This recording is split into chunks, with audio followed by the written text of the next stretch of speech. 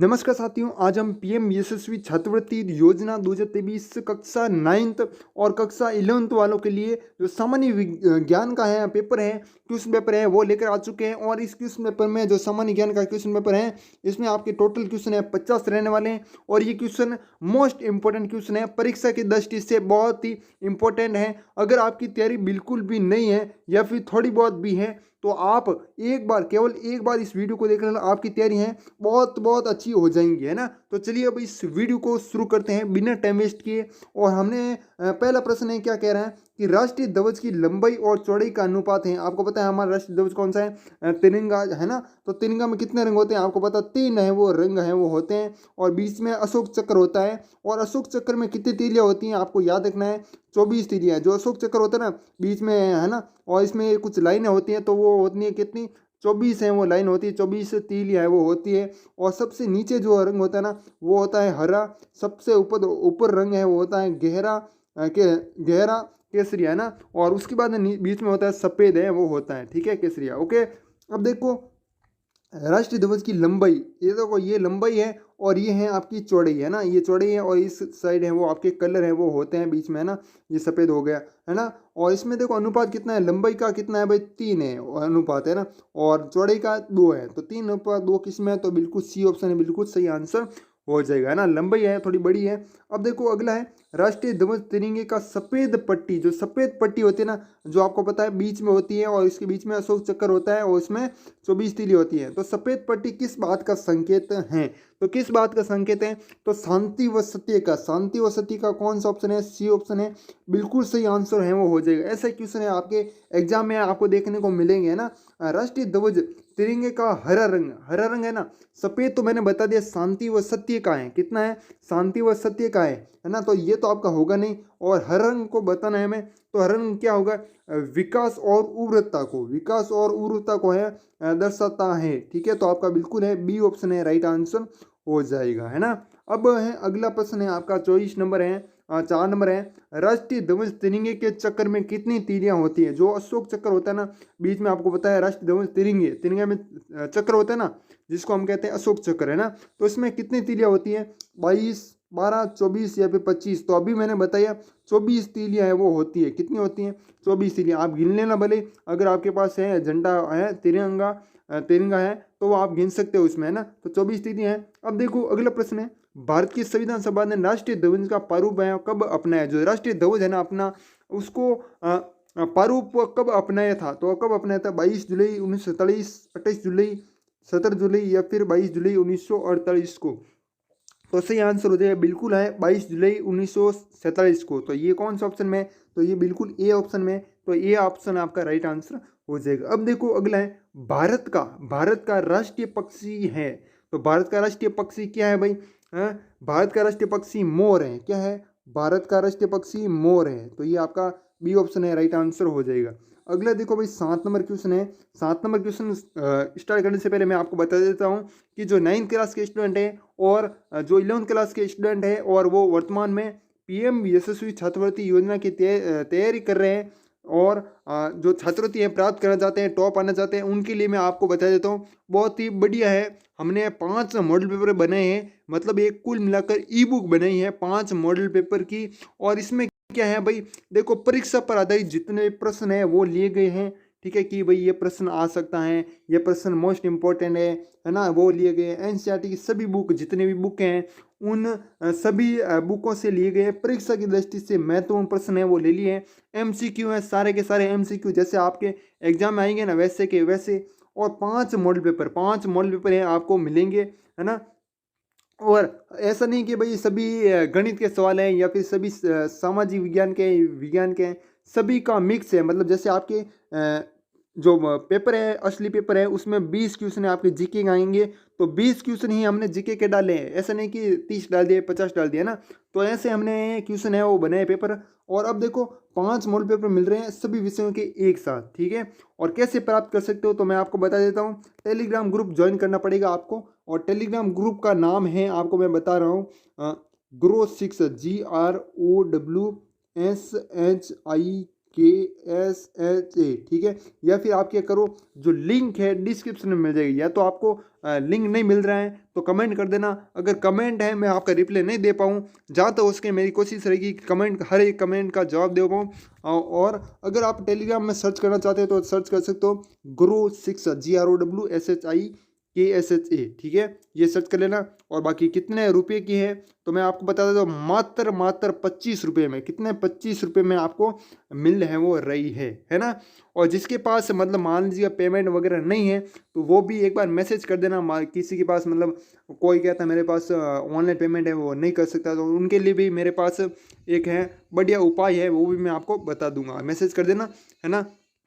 अगला देखो, नेक्स्ट है आपका भारत का राष्ट्रीय पुष्प है, जो भारत है ना, भारत का राष्ट्रीय पुष्प है कमल, गुलाब, चमेली या फिर गेंदा। तो इसमें बिल्कुल है ना ए ऑप्शन हो जाएगा कमल, है ना, क्या हो जाएगा, कमल है भारत का राष्ट्रीय पुष्प है। ओके, अब देखो अगला प्रश्न चलते हैं हम।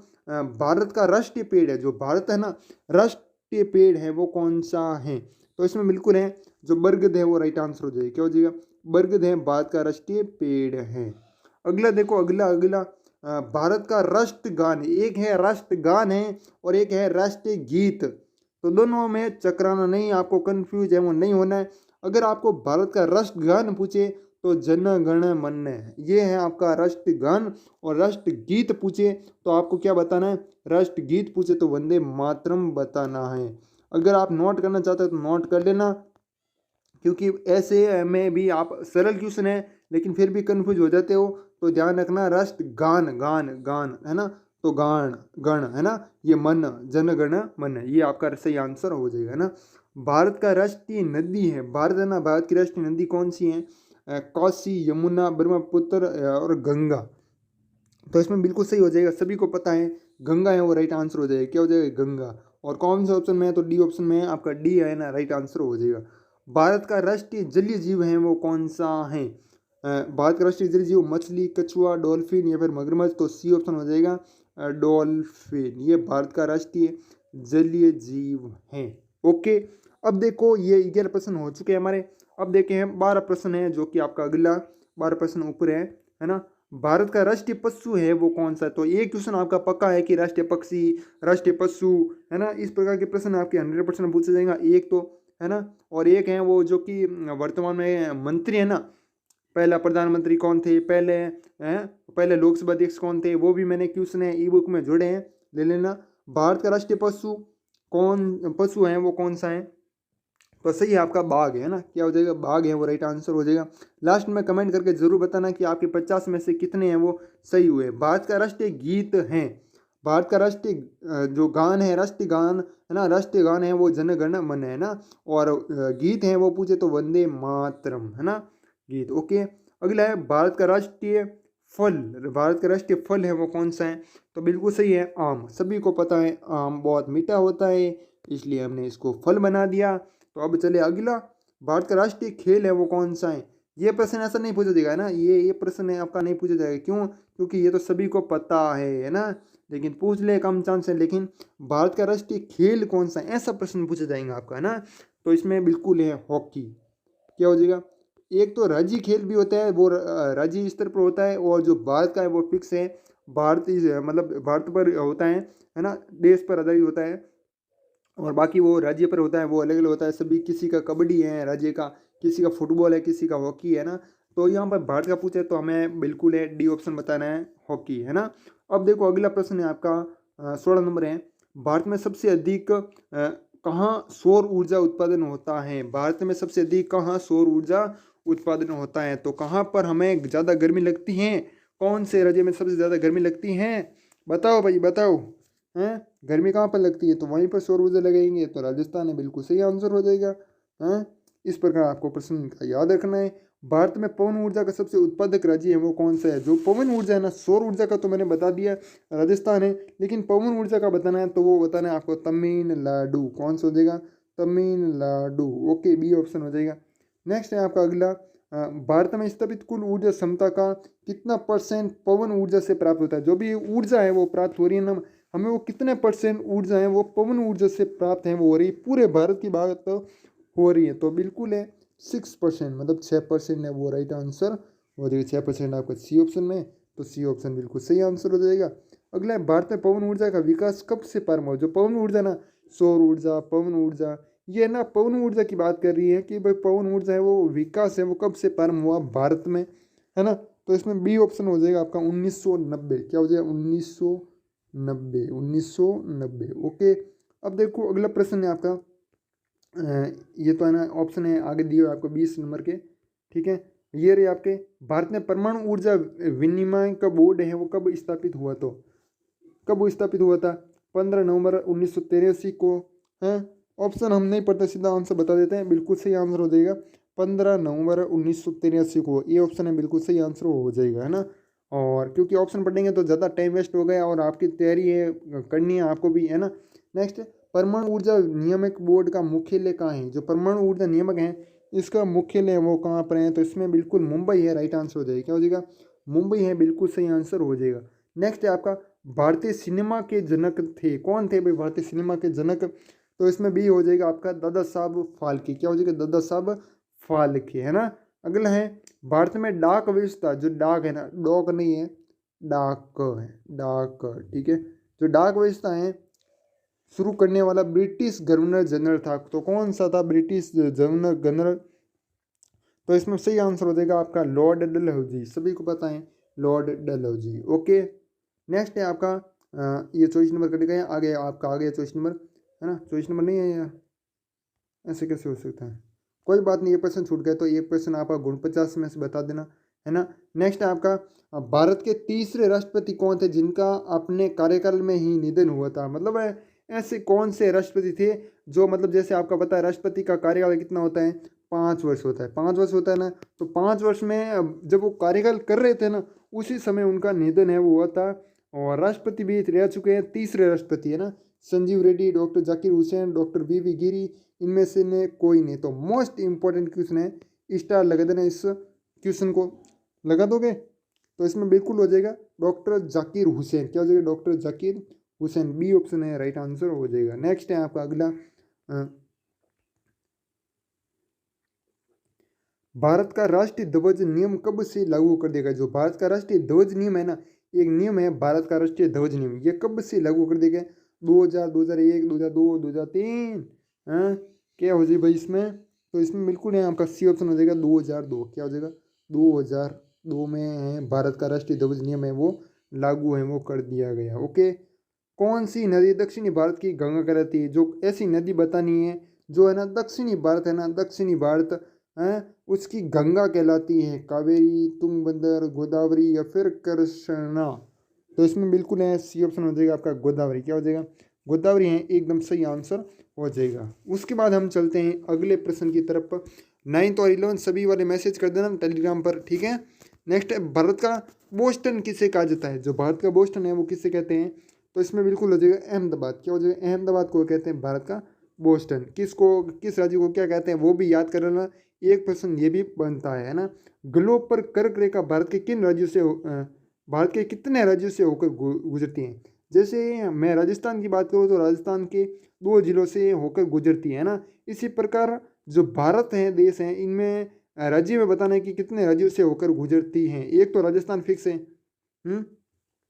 तो इसमें बिल्कुल है 8 होती है। कितने होती है, 8। 8 किस में है भाई, 8 ऑप्शन, 8 ये रहा आपका बी ऑप्शन। अगला देखो 31 नंबर है, भारत के निम्न में से किस राज्य में पुरुषों की संख्या स्त्रियों से कम है। बताना है भाई, जहाँ पर पुरुषों की संख्या ना वो क्या है, स्त्रियों से भी कम है। मतलब बात किसकी हो रही है कि स्त्रियों की संख्या किस में ज़्यादा है, हैं किस में ज़्यादा है भाई। ज़्यादा तो कोई और जिले में हो सकती है, लेकिन आपको पूछा है कि पुरुषों की संख्या ना वो स्त्रियों से कम है, ऐसा बताना है भाई। इसमें बिल्कुल है आपका राइट आंसर हो जाएगा केरल। क्या हो जाएगा, केरल है वो राइट आंसर हो जाएगा। सभी बिहार सोच रहे थे ना। भारत में सबसे ऊंचा बांध भाखड़ा किस नदी पर बना है, किस नदी पर बना है, सतलज, सतलुज नहीं होगा, सतलज होगा ना, सतलज है ना। अगला, भारत की पहली आयरन स्टील कंपनी कहाँ स्थित है। तो इसमें देखते हैं हम ऑप्शन, आगे देखो ऑप्शन देखते हैं। भारत की पहली आयरन स्टील कंपनी है वो कहाँ स्थित है, तो सही आंसर हो जाएगा बिल्कुल है जमशेदपुर में। क्या हो जाएगा, जमशेदपुर में। ओके। अगला है आपका नेक्स्ट, भारत का कौन सा राज्य शक्कर का कटोरा कहलाता है? हैं? चीनी का कटोरा कौन सा राज्य कहलाता है भाई? फटाफट कमेंट बताओ। भारत का कौन सा राज्य चीनी का कटोरा कहलाता है? कमेंट बताओ फटाफट। और हमें पूछा है शक्कर का कटोरा। दोनों एक ही है क्या? उत्तर प्रदेश से बिल्कुल सही आंसर हो जाएगा। चीनी और शक्कर तो एक ही है ना, तो आपका बिल्कुल डी ऑप्शन हो जाएगा। भारत में कितने राष्ट्रीय जल मार्ग हैं? भारत में जो भी राष्ट्रीय जल मार्ग राजमार्ग बताने हैं ना, राजमार्ग, जल मार्ग नहीं है, राजमार्ग है। इसमें आपका 228 कितने होते हैं? 228 हैं वो राष्ट्रीय राजमार्ग हैं पूरे भारत देश में, है ना। भारत का एकमात्र स्थान जहाँ टिन पाए जाते हैं, भारत का एकमात्र स्थान है जहाँ पर क्या पाया जाता है? टिन है वो पाया जाता है। इसमें हो जाएगा आपका हजारीबाग। क्या हो जाएगा? हजारीबाग है वो सही आंसर हो जाएगा। नेक्स्ट आपका इसमें ये कट गया। अगला देखो 30 नंबर है, वह नदी घाटी जिसे भारत के रूर के नाम से पुकारा जाता है। तो वो नदी बतानी है जिसे भारत का क्या कहते हैं? रूर के नाम से जाना जाता है। तो सही आंसर हो जाएगा भाई दामोदर। क्या हो जाएगा? दामोदर। क्या हो जाएगा? दामोदर। ओके, अगला देखो, अगला 38 नंबर है, भारत के किस राज्य को भारत का खाद्यान्न भंडार के रूप में जाना जाता? तो मैंने कहा था ना भाई ऐसा प्रश्न आएगा आपका। हैं? जीके की तैयारी मैं आपको अपने चैनल पर बहुत ही अच्छी करा दूंगा, बने रहना चैनल पर। बी ऑप्शन हो जाएगा आपका पंजाब। क्या हो जाएगा? पंजाब में एकदम सही आंसर हो जाएगा। नेक्स्ट है शांत घाटी स्थित है। जो शांत घाटी है ना वो कहाँ पर स्थित है? तो बिल्कुल है केरल में। कहाँ पर है? केरल में, है ना। अगला देखो, अगला मदुरै कहाँ है? मदुरै कहाँ है? तो इसमें बिल्कुल है तमिलनाडु में। कहाँ पर है? तमिलनाडु में। ओके, अब चलते हैं अगला प्रश्न। आपका 41 प्रश्न पूरे हो चुके हैं। अगर चैनल पर नए हो, चैनल को सब्सक्राइब जरूर कीजिएगा। आगे भी आपको इसी तरह हम पीएम यशस्वी छात्रवृत्ति योजना की तैयारी कराते रहेंगे। नेक्स्ट है भारतीय वानस्पतिक सर्वेक्षण का मुख्यालय कहाँ स्थित है? मोस्ट इंपॉर्टेंट क्वेश्चन है कि जो भारत का वानस्पतिक सर्वेक्षण मुख्यालय है वो कहाँ स्थित है? तो इसमें हो जाएगा आपका लखनऊ। क्या हो जाएगा? लखनऊ। तो बी ऑप्शन है आपका राइट आंसर हो जाएगा। नेक्स्ट है आपका अगला 42 नंबर, भारत में ऊर्जा का सर्वाधिक महत्वपूर्ण स्रोत है। जो भारत है, भारत में ऊर्जा का सर्वाधिक महत्वपूर्ण स्रोत कौन सा है भाई? नाभिकीय ऊर्जा, कोयला, पेट्रोल या फिर जल विद्युत। मतलब हमें बताना है कोयला है मेन, या फिर मतलब सबसे ज़्यादा हमें ऊर्जा है वो कहाँ से मिलती है ना, स्रोत बताना है।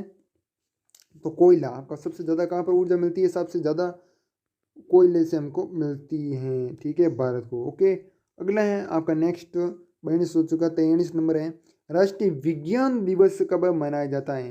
एक क्वेश्चन ये भी बनता है कि दिवस हैं वो जितने भी है ना, जो ज़्यादातर एग्जाम में पूछे गए हैं आपके, है ना, सेंट्रल लेवल एग्जाम में, वो याद कर लेना एक बार। प्रश्न है वो गलत नहीं होगा आपका। 28 फरवरी कब हो जाएगा भाई? 28 फरवरी। और आज तो है आपको पता है हिंदी दिवस है। कौन सा दिवस है? हिंदी दिवस है, ठीक है। भारत के तट रेखा की लंबाई है, तट रेखा की लंबाई है वो क्या है भाई? तट रेखा की लंबाई है वो 6100 किलोमीटर, 6100 किलोमीटर, ठीक है। ये आपका राइट आंसर हो जाएगा। अगला है भारत में समुद्र तट रेखा वाले राज्यों की संख्या है वो कितनी है? तो कितनी है? तो इसमें ऑप्शन देखते हैं, 9 है राइट आंसर होगा, है ना, 9 है। सी ऑप्शन में आपका बिल्कुल सही आंसर हो जाएगा। भारत में समुद्री तट रेखा वाले राज्यों की संख्या कितनी है? 9। जहाँ पर मतलब ऐसा राज्य बताना है जो समुद्र के किनारे स्थित हैं, ठीक है। तो यहाँ से राज्य कितना है? 9 राज्य हैं। ओके, अगला देखो, भारत की मुख्य भूमि का दक्षिणी नोक है। जो भारत है ना, भारत की मुख्य भूमि का दक्षिणी नोक है ना, बिंदु है, वो कौन सा है? ऑप्शन में बी ऑप्शन में, है ना, ये क्या है? दक्षिणी बिंदु है। ओके, भारत का सबसे दक्षिणी बिंदु कौन सा है? ये तो है ना दक्षिणी नोक पूछे ना, और ये दक्षिणी बिंदु ये रहा आपका ना। इसमें बिल्कुल नहीं, आपका हो जाएगा इंदिरा पॉइंट। कौन सा हो जाएगा? बिंदु पूछे तो आपको बताना है इंदिरा पॉइंट, ठीक है। और बाकी ये पूछे आपको कि भाई दक्षिणी नोक कौन सी है, तो आपको याद रखना, क्या याद रखना? दक्षिणी नोक पूछे तो आपको याद रखना केप कैमोरिन। केप कैमोरिन है ना, बी ऑप्शन होगा, है ना। अगला है आपका नेक्स्ट, भारत और चीन के बीच कौन सी रेखा सीमा निर्धारण करने का कार्य करती है? देखो, भारत और पाकिस्तान के बीच अलग रेखा है, रेड क्लिफ रेखा, है ना। लेकिन भारत और चीन के बीच कौन सी है? भारत और चीन के बीच मैकमोहन रेखा, मैकमोहन रेखा कौन सी है? मैकमोहन रेखा। बहुत ही अच्छा प्रश्न है, 100% ऐसा क्वेश्चन आएगा आपका, 100%। एक बार रट लेना इसको। अगला है आपका नेक्स्ट, भारत एवं पाकिस्तान को विभाजित करने वाली रेखा कहलाती है, तो वो तो आपको मैं बता दिया कि रेड क्लिप रेखा है ना। भारत और पाकिस्तान का पूछे तो याद रखना रेड क्लिप रेखा, और भारत और चीन का पूछे तो मैकमोहन रेखा, मतलब दोनों को विभाजित करने वाली रेखा, तो मैकमोहन रेखा। अगला है आपका नेक्स्ट 50 नंबर है आज का लास्ट क्वेश्चन। भारत की सबसे लंबी स्तरीय सीमा किस देश के साथ है? जो स्तरीय सीमा ना, आपको पता है भारत के पड़ोसी देश हैं वो बहुत सारे, पाकिस्तान, अफगानिस्तान, एक है आपका बांग्लादेश है, ठीक है, और श्रीलंका है ना। तो इस प्रकार हमें बताना स्तरीय सीमा है वो सबसे ज़्यादा है वो किसके साथ है वो बनती हैं, तो वो होगा आपका बांग्लादेश। क्या हो जाएगा भाई? बांग्लादेश। ओके। और बाकी यही कुछ क्वेश्चन थे जो कि मैंने आपको शेयर किए, और भी मैं आपके लिए ना क्वेश्चन है वो लेकर आता रहूँगा। चैनल पर बने रहना। और जो ई बुक बता दी मैंने आपको टेलीग्राम ग्रुप से प्राप्त कर लेनी है। टेलीग्राम ग्रुप का लिंक है वो डिस्क्रिप्शन में मिल जाएगा, या फिर आप सर्च कर लेना GROWSHIKSHA ग्रो शिक्षा, ठीक है, ये हमारा टेलीग्राम ग्रुप का नाम है, ठीक है। बाकी मिलते हैं किसी नेक्स्ट वीडियो में, तब तक के लिए जय हिंद, जय भारत, वंदे मातरम।